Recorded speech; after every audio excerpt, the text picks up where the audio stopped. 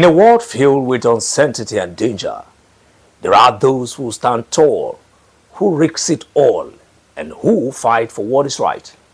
Welcome to Gallantry, the story of the heroic exploit of the Nigerian military. Join us as we celebrate the bravery, the sacrifice, and the selflessness of our military heroes. I am your host, Godwin Amundi.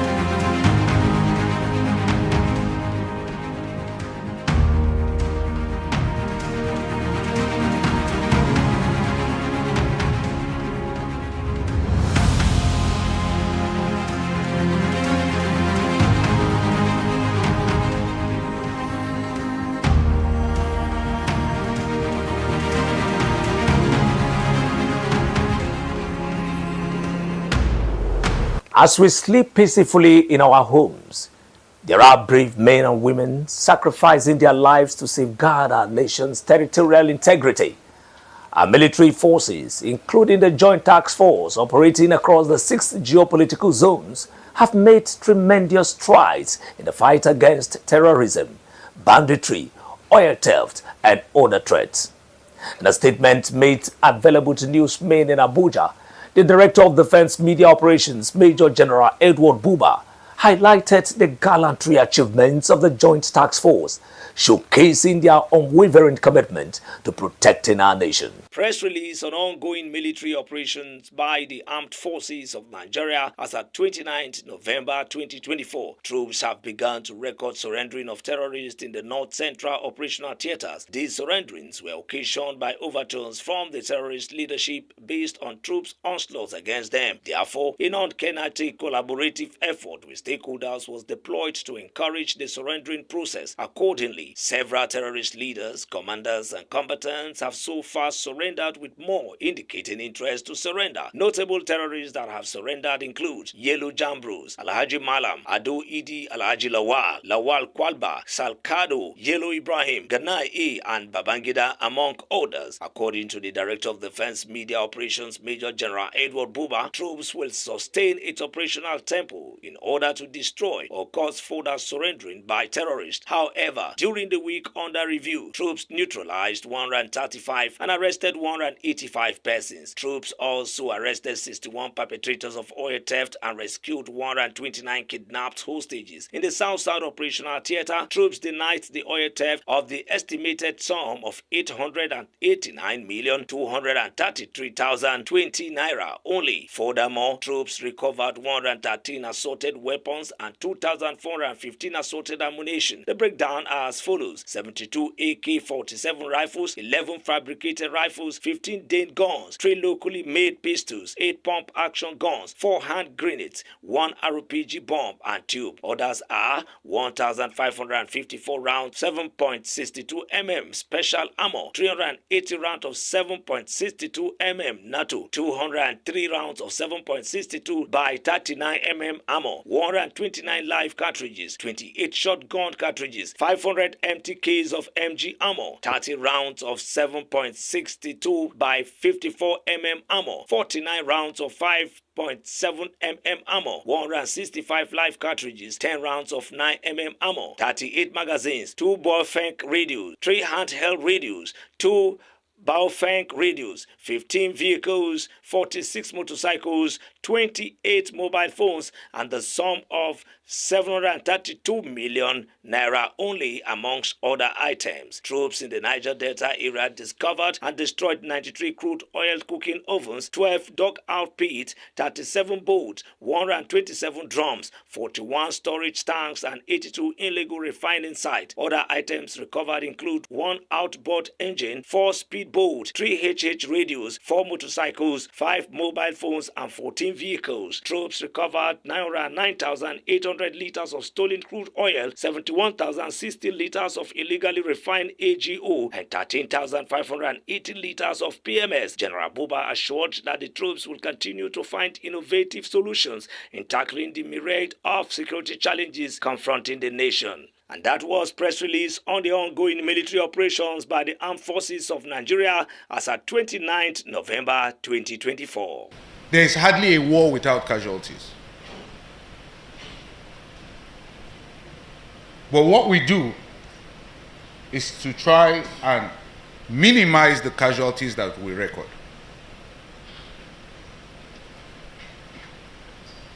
I will now say that serious efforts have been emplaced at dismantling the military capabilities of these terrorists, as well as destroy their terror networks across the country. As a force, we are targeting the terrorist logistics bases and other structures that are affiliated to these terrorist groups. And during the week under review, troops neutralized 115 terrorists, thereby decimating their fighting capabilities. We also arrested 238 of them. We arrested 51 perpetrators of crude oil theft during the week, even as we rescued 138 kidnapped hostages as a result of our operations during the week. In the South-South, troops denied the oil theft of close to 1 billion naira worth of crude oil, stolen crude oil. In a related news, the 8th Symposium of Heads of Navies and Coast Guards of the Gulf of Guinea region kicked off on Wednesday, November 27, 2024. This significant gathering brings together naval and coast guard leaders to enhance cooperation, collaborate on maritime security threats, and ensure the stability and prosperity of the Gulf of Guinea region. The symposium demonstrates the commitments of the heads of navies and coast guards to collaborative efforts aimed at securing the region's maritime environment. Let's take a closer look at the developments from the symposium. And the efforts of other neighboring countries in the Gulf of Guinea to ensure maritime security in the Gulf of Guinea for legitimate businesses to thrive. There are still some myriads of challenges such as sea robbery, proliferation of small arms and light weapons, illegal, unreported and unregulated fishing, human trafficking, just to mention a few. Most of these crimes are transnational in nature and requires collective approach.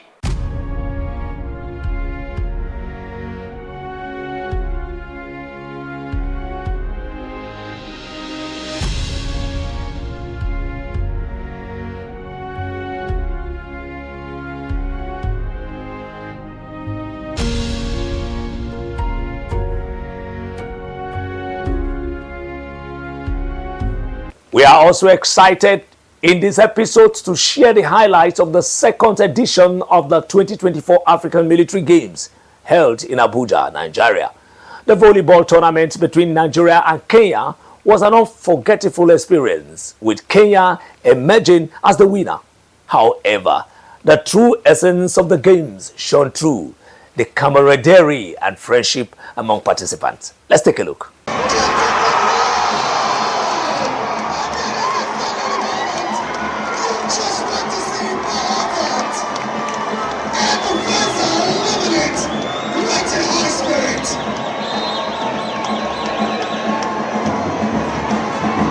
This is surely why we are here.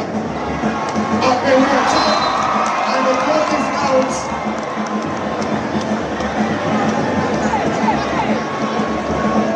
Let's have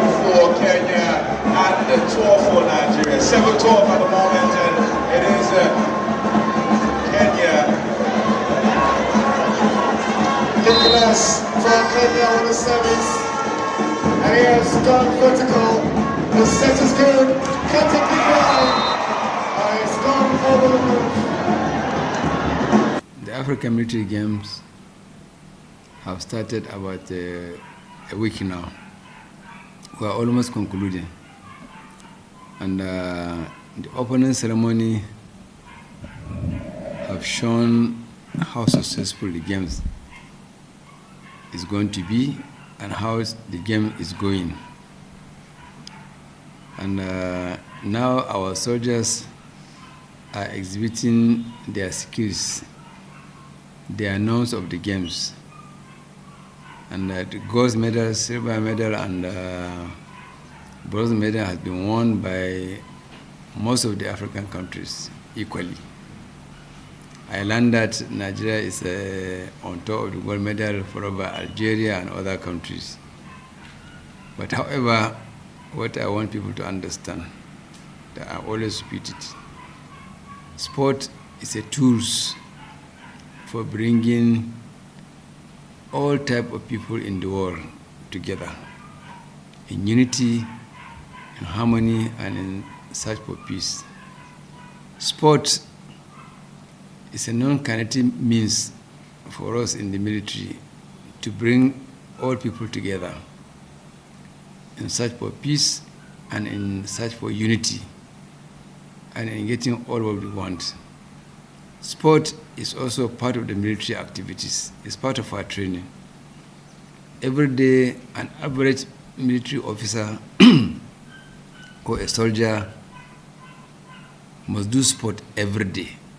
That's why in the armed forces we have some days capped out for us to play sport. We're not doing sport for luxury, no. It's part of our training. As other units, other establishment goes for training to increase their capacity. So as also we, the armed forces, the military, we go for sport to increase our stamina, to increase our sharpness in order to carry out our military duties and activities perfectly. So the game is going very well, and we thank the government of Nigeria under leadership of the Commander-in-Chief of the Nigerian Armed Forces, Bola Tinubu, and under leadership of the Minister of Defense, and also under the military leadership of General C.J. Musa, for all that they have done to make sure this sport, as we are getting to success. I'm gonna hit it. Oh, there's a missile line. Out to reach for Captain Dignai. 9 to Kenya. 2 to Nigeria. A 5-point lead is only 3 now. Time out, Nigeria.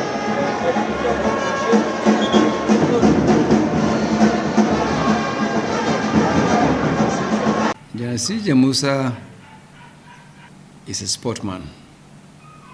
He knows the values, he knows the character and the characteristics, the norms and the interests of sports. Sport is in him. He is also in sport. Right from Nigerian Defense Academy, right from our childhood, he likes sports. So when he made the approval of the game to be hosted by Nigeria by the previous Chief of Defense Staffs, he embraced the idea as a sportsman, and he makes sure that this game becomes a reality, and that's what we're enjoying now. That's why in all the speeches we have been receiving, all the goodwill messages we have been receiving, General C.J. Musa is in forefront of receiving very good commendation for allowing this game to be hosted here in Nigeria. Now, all the other bad notions other people have about Nigeria, it ends there. When they come to our country, about 2,350-something athletes are in Nigeria. And we saw them all over Abuja, going without any security. We saw them in the market, we saw them in supermarket, We saw them in even recreational centers. They are enjoying themselves. They are exchanging ideas. They are exchanging telephone numbers. They are exchanging email addresses. The bond between us and them now it has increased. They become now our ambassadors for a very long time to come. That is what the notion they have been hearing is a faulty notion. Nigeria is in peace. That's the extent of what he has done to Nigeria. He's bringing about thousands of soldiers all over African countries together in one unit of peace and camaraderie that is known to the armed forces of Nigeria and of Africa and in the world by extension. He popped in, is it? Diagonally. Good set, good spike. Good goal for Nigeria. And the captain takes Nigeria to the Euro 4. And it is 22 with Anegi stepping up for the service. TJ has been very numbers for the Nigerian side. As you can see, with those spikes off the way of Nigeria. Those boys. He's a man that loves sports and he's into sport right from childhood up to what he is now. So his ideas and love has contributed a lot in making these African military games a reality. He has gone through all nooks and corners to make sure that this games is hosted by Nigeria. This game succeeds in Nigeria, and that's what we are seeing. You see him during the opening ceremony. Yesterday and Sunday and Saturday, he was there during the marathon race, from the beginning of the marathon race, because he flagged off the marathon race till the end of marathon race. He awarded the gold medals to the winners of the marathon race. And every day he will come to stadium and other places to see how the game is going on. This is part of the cherish he have in the sporting arena.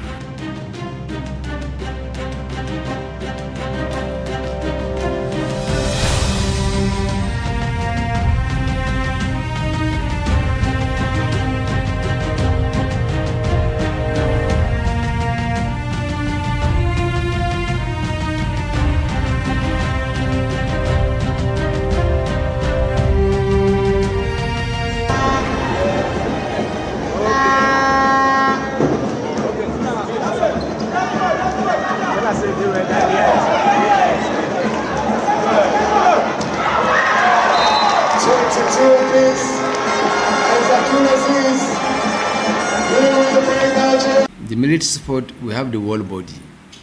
It is called International Military Sport Council. And we have the African body called Organization of Military Sport in Africa.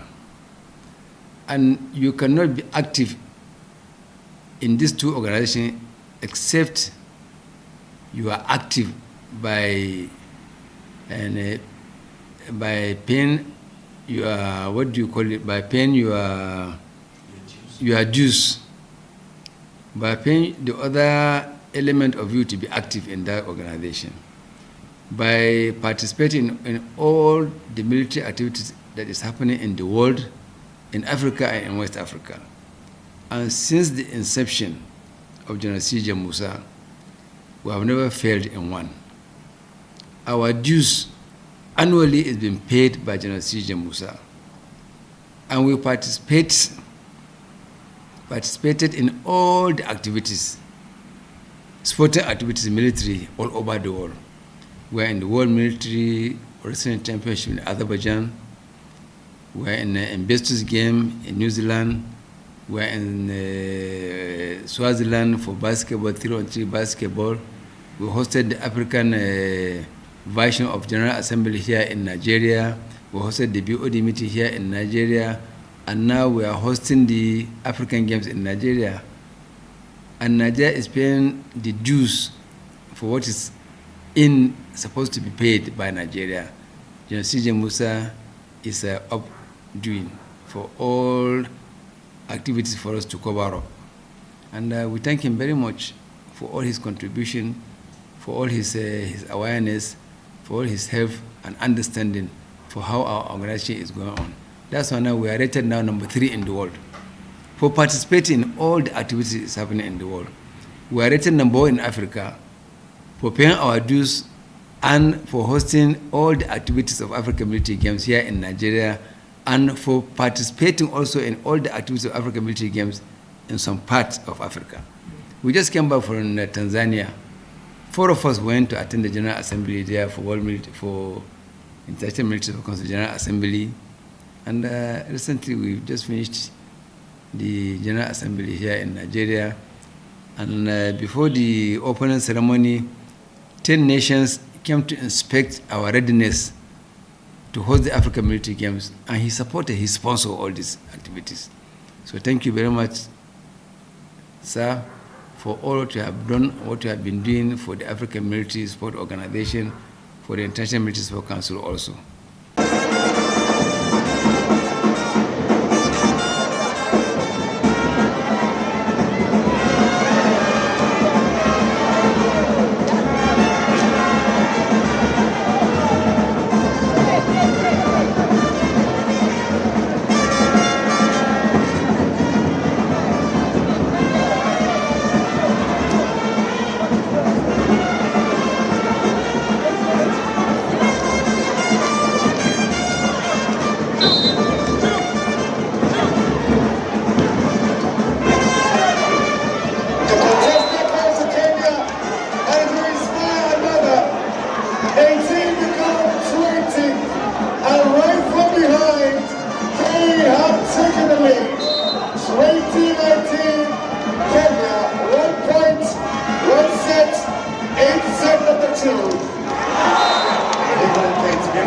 We have 2,500 and something ambassadors that came to Nigeria, see for themselves, and went back to their country and tell you exactly what they have seen.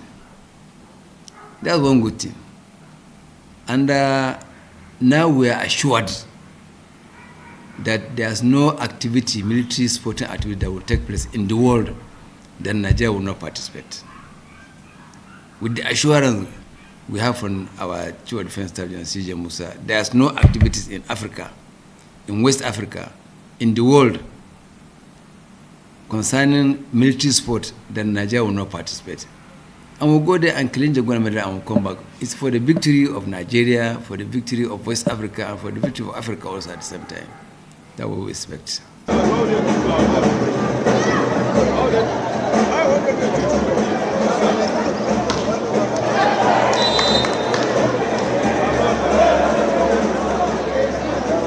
First set on the way, and we have 1 point already for Kenya.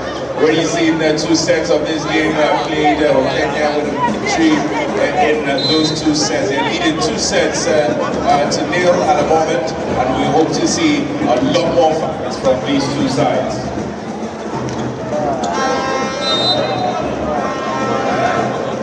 It's actually not the end of the game. It's just 2-0 down.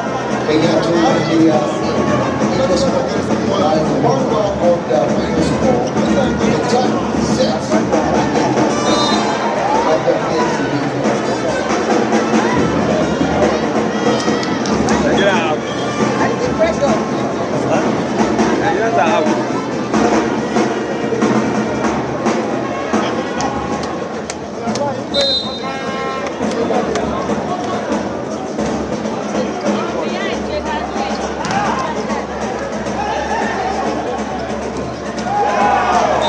Now they have come to Nigeria, they have seen what is in Nigeria, they have seen what is Nigeria. They exhibit their skills, they won medals. They are also ambassadors of their own country. The athletes, they should maintain the zeal, they should maintain the resilience, they should maintain the discipline they acquire from this game back to their country and some other activities that is coming. What you have not asked is which country is going to host the next African Military Games. We have our tradition in our organization. We call for the candidature of those who want to host.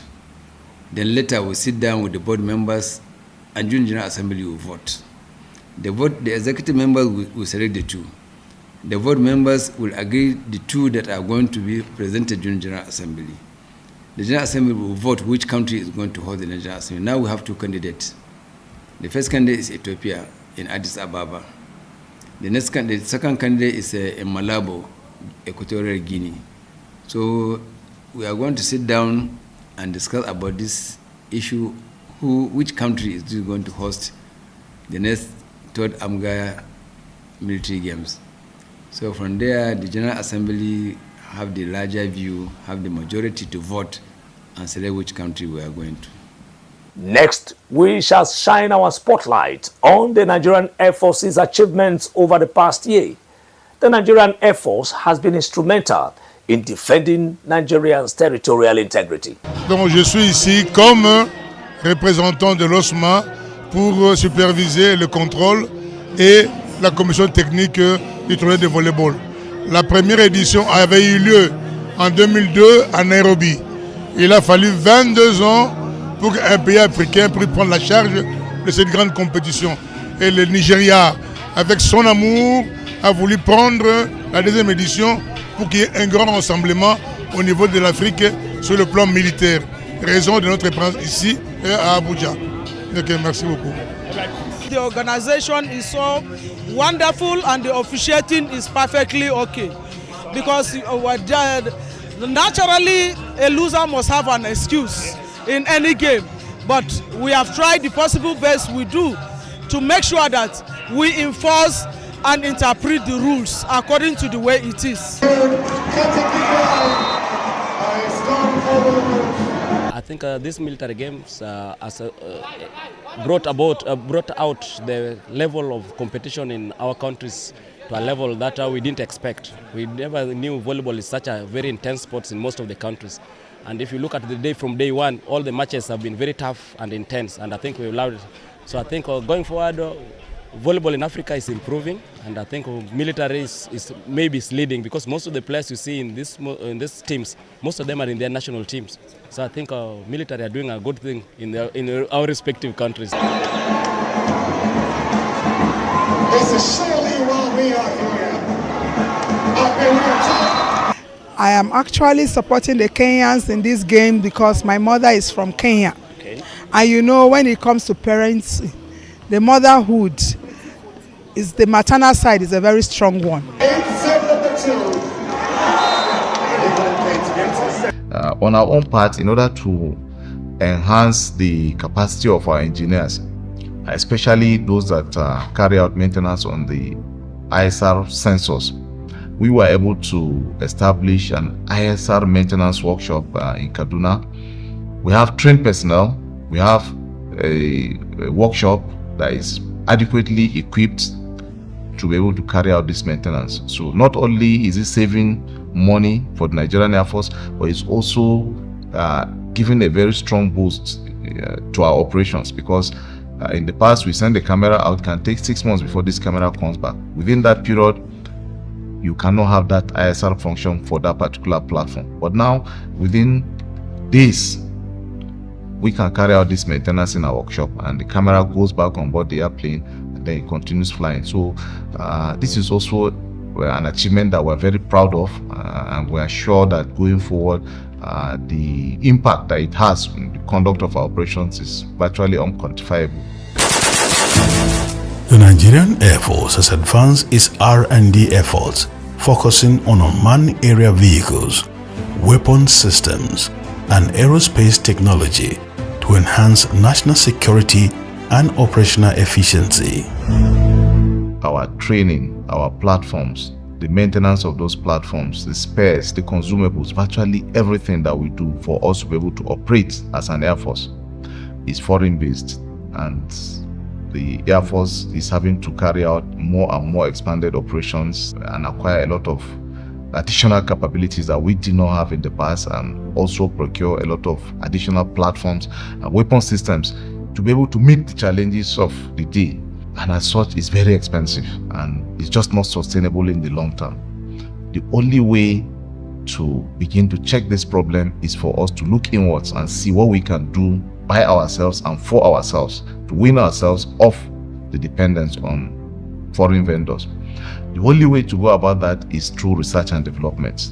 That is why for quite some time now, the Nigerian Air Force has embarked very aggressively on research and development, and we have had a very robust foundation for quite some time now, and we have had also very significant achievements in terms of R&D. For example, you will have heard of the Gulma and the Zegumi UAVs that at the initial stages of our research and development. I'm glad to mention today that the Zegumi, which is the later model of the Gulma, is about getting operationalized. This is an unmanned aerial vehicle that was conceived, designed, and built by purely Nigerian Air Force technicians and engineers. We have test flown it, we have proved that this is working. The only thing that remains is to operationalize it, and for that we needed some avionics that we are not able to manufacture, and then we had to enter into some partnership with some foreign vendors. And in the next couple of months, we hope that the first 6 of the operationalized Zegumi UAVs will be flying in the Nigerian airspace, fully designed, manufactured, and flown by the Nigerian Air Force. We also achieved a very significant milestone in terms of research and development with the Alpha Jet airplane. I mentioned earlier the Alpha Jet is quite old, and the spare parts, the armaments are no longer produced by the original equipment manufacturer. And as such, we had to look inwards because the airplane is still with us, it's still very relevant and capable in terms of the operations that we conduct. As such, we did a research and development effort, and we have been able to adapt the weapon system to a different type of rocket pod than the original one that came with the airplane. We have already carried out test flights and firing exercises. This has been very, very successful. So now we are not limited as to the types of weapons that the Alpha Jet can fire, because the manufacturers are no longer producing that type, because we have adapted it to use a rocket pod that is very much available, with even a higher caliber type of rocket that is very much available. We have achieved so much. Some of the products that have come out of Nigerian Air Force Research and Development have been patented by even the national body NOTAP. So it means we have proprietary ownership of these technologies, and we can even mass produce them. So not only for the Nigerian Air Force, for those technologies that are even useful to the civil aviation and other users, we can actually mass produce and sell. We have also, in order to still give boost to our research and development efforts, we recently reviewed the research and development policy for the Nigerian Air Force. Hitherto, we did a lot of research and development from the unit level to the command level, and then we normally do a competition to encourage the R&D efforts at the headquarters Nigerian Air Force level. We just did one during the Nigeria Air Force at 60 celebrations, and I was quite impressed with what I saw. A lot of units produced a lot of solutions to solve our problems in the field. It was quite impressive. We also have another significant achievement in terms of R&D. This has to do with the 58mm rockets. We have been able to achieve that, and going forward, we are able to produce this caliber of rockets locally. And what I have seen over time is that we have a lot of capability, people who have been trained in various aspects of production processes and maintenance. Going forward, that will be the focus, to really harness this knowledge, these skills, these capabilities for us to be able to produce something tangible and put on the ground. And once we're able to break that and have that change of attitude, I think the sky will be the starting point, not the limit for us in terms of what we can produce. In the last 1 year, the Nigerian Air Force strengthened its international alliances through key events.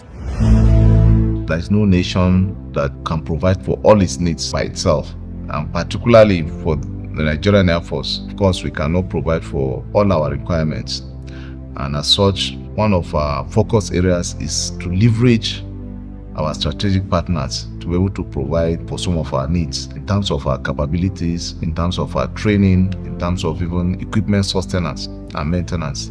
It's a focus we take very seriously, and it's a focus area that has also helped us to achieve a lot of results. For example, last year I was in the United States for the Air Force Chiefs Conference, where we met with chiefs of the air staff from about 85 countries around the world. We had very fruitful discussions. Similarly, we were in Tunisia a couple of months back earlier in the year, and this was the African Air Chief Symposium, which was organized under the auspices of the AFRICOM by the United States of America. And we had discussions amongst ourselves, particularly regarding issues that concerned the African continent.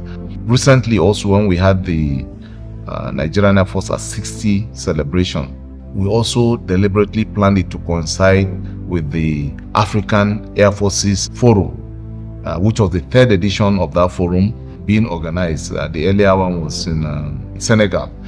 And there, of course, we had also a lot of discussions and deliberations in terms of areas of collaboration, what we can do, how we can leverage each other's strengths. For example, one of the benefits that we have had from these collaborations, the Moroccan Air Force, when we had a lot of problems with our Alpha jets, they sent a delegation, 40 in number, including their officers and their men, and they came into Kainji. They stayed for over a month, and they helped us to sort out all the technical problems that we had on the Alpha jet, including those we had with the weapon systems, not only the airframe and engine, but also with the weapon systems. And we leverage on that, with the Moroccan Air Force. We also have similar collaborations with the Egyptians and some other countries. We were also in the Czech Republic some time back. You are aware we operate the L-39ZA aircraft, both as a trainer and as a light attack aircraft. We have had some challenges in carrying out overhaul of this airplane. So we were in the Czech Republic again during one of the Air Chiefs conferences, and we discussed very extensively, not only in terms of maintaining and sustaining that aircraft fleet, and going forward, we have seen a lot of benefits coming out of this, not least of which is also the domestication of the maintenance and overhaul of this L-39 aircraft, and subsequently the potentials for also the procurement of the L-39 next generation aircraft. So these collaborations are really paying a lot of dividends, and even locally, the Nigerian Air Force Research and Development Center, as well as the Air Force Institute of Technology, we have several memoranda of understanding. I think at the last count, we had up to 40 with tertiary institutions and research institutes all across the country, so that we leverage their capacities, their equipment, their manpower in order to be able to achieve or counter or solve some of the problems we have with the system, which eventually will boost the effectiveness and efficiency in the conduct of our operations. We must love the country. It's when you love a place, you can protect it. We must learn to love the country. Two, we should stop castigating our country. A lot of people say a lot of evil, bad things about the country. Words have power. You cannot be saying bad things about something you think you are, because you too will fall into it. So that's why it's important. And then we must put hands together to support the security forces in all we're doing. You see something, say it as quickly as possible so that action will be taken. And then there are some people, unscrupulous elements that are still trading with these people. They give them support, give them logistics, give them funding. We are telling them stop. These guys are monsters. They're just killing people aimlessly. If they finish with the people they are killing, they can't get anybody, they're coming after them. So anybody who thinks he's dealing with a monster, I think he's making money. His own day too is coming, because they'll come after him. It has happened severally. So we want to appeal to everyone to continue to support us in what we're doing, and I'm sure we'll succeed. And finally, on this episode, we also remember and honor our brave men and women who have made the ultimate sacrifice in the line of duty. Their selflessness and courage will never be forgotten.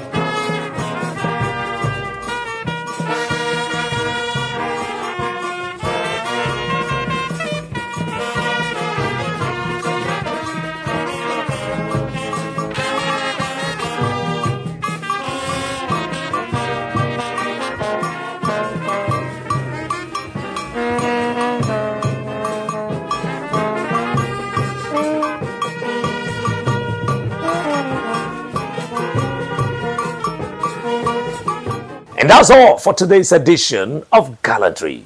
Join us next week, same time, same station. Remember, security is everyone's business. Stay vigilant and report any suspicious activities in your area. I am Godwin Amundi. See you next week. Bye for now.